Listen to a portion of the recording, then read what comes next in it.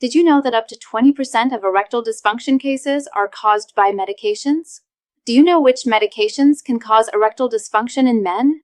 Stay with me until the end of this video, and I'll explain which medications can have this detrimental effect on a man's life. Hello everyone, I'm Laura, and today's topic is a very common issue discussed in the urologist's office: medications that can cause erectile dysfunction, often without the patient even knowing. Erectile dysfunction has a very high prevalence in our population.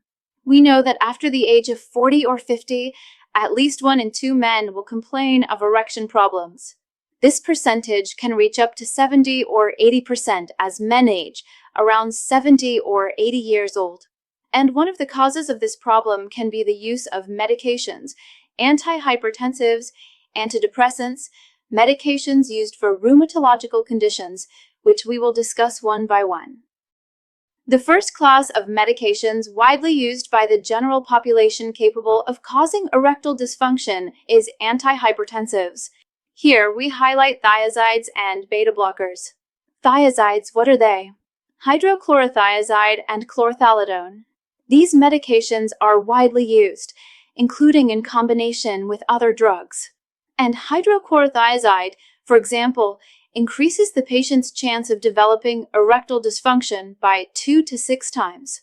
Regarding beta blockers, also widely used for controlling high blood pressure, such as propranolol and atenolol, they affect not only the erection but all phases of sexual activity, arousal, erection, and even orgasm. And look, if you suspect that any of these medications might be harming your performance, there's something you need to see. Recently, thousands of men have started using a completely natural, at-home method that takes only 7 seconds a day, and the results have been simply amazing. This method targets the real hidden cause behind erectile dysfunction, something most doctors don't even mention, and can help you regain firmness, desire, and sexual potency without changing anything in your routine. Point your phone's camera at the QR code appearing on the screen, or click the link pinned in the comments. Just don't put it off, because this video could be taken down at any moment. Another very common class, which we often find patients using and which can be related to erectile dysfunction, is antidepressants. Nowadays, they are widely used to treat anxiety disorders and depressive disorders, such as tricyclic antidepressants and selective serotonin reuptake inhibitors, SSRIs. What are they? SSRIs include fluoxetine, duloxetine, paroxetine. They are often linked to cases of erectile dysfunction. Regarding tricyclic antidepressants, amitriptyline, clomipramine, which are older drugs that have been used for a longer time. Often, the patient reports having always used the medication and that a case of erectile dysfunction started or emerged. In fact, this is very common.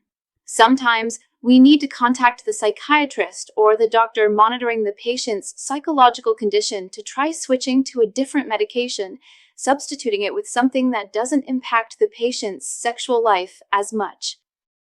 Besides antidepressants, we also have anxiolytics, medications used in the treatment of anxiety. Here we have medications like clonazepam, alprazolam, and lorazepam, which are widely used today.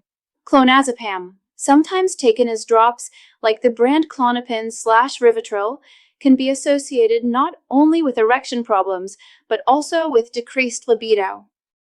Another class of medication associated with sexual disorders, everyone, is antiretrovirals.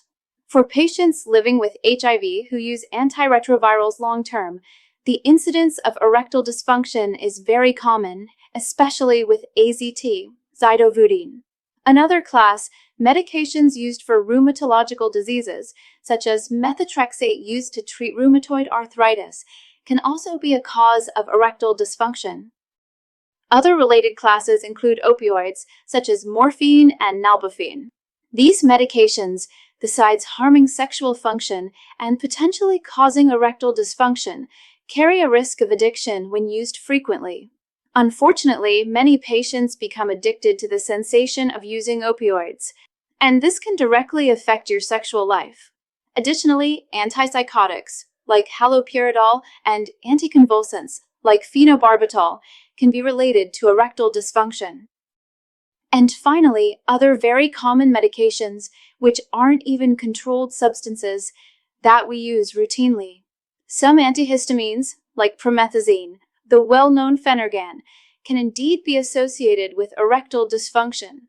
Additionally, some older medications used as antacids, like ranitidine, which are H2 histamine receptor blockers.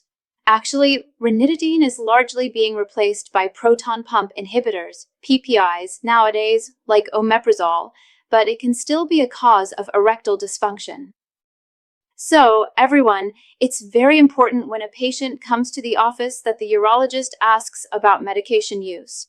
It's always good to ask the patient to bring a list of all the medications they take, as the problem can often be related to chronic medication use. And it's very common for the patient to say, "Oh, but I've always used it and never had a problem, but this issue can arise later." The medication can start to induce a side effect the patient never experienced before. If you found this video interesting, if the content was relevant, please share this information with as many people as possible. Also, subscribe to the channel and activate notifications to stay updated on all our weekly content. See you next time. Bye-bye.